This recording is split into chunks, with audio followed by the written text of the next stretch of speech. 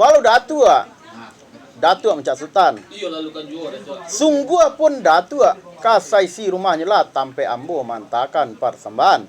Animbaga pada Datuk Mencak Sultan lah pulangnya persembahan ambo anyor tua. Kedua bola Datuk memulangkan anyor itu. Akan tetapi nan kambo pun persembahkan ka pada Datuk.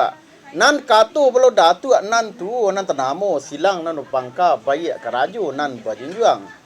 Alah pihak kepado edangan nan telatak di hadapan segala datuk kita baik di haribaan segala guru kita pun sekali. Animba di sinan datuk. Kan iolah membanakan sampai kato janang nan menatiang. Imbadang katolah sampai. Iyo nak minta batarimu di segala datuk kita baik di segala guru kita pun sekali. Nak tentu kurang kadi tukuk peto sentiang kadi bilai anyo datuk. Sakian nak dipulangkan kepada datuk. Datuk Mencak Sultan. Wah, sampai dia Datuk. Bilang sengko itu dahulu anyor tua. Sabar dulu malah Datuk sementara nambu payukan kepada segala Datuk itu baik kepada segala Datuk itu sekali. Dahulu aja Datuk. Sabar aja tua. Mana tahu.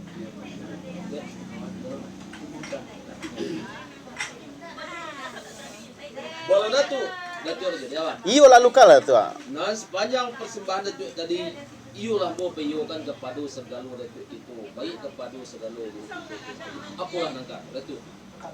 Allah pihak kepada edang dan terletak di hadapan segala Datuk itu baik di haribaan segala Datuk itu sekali.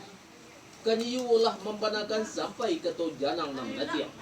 Adin badang katolah sampai ke janang nam natiang. Kan you nak minta baterimu di segala Datuk itu baik di segala guru itu pun sekali.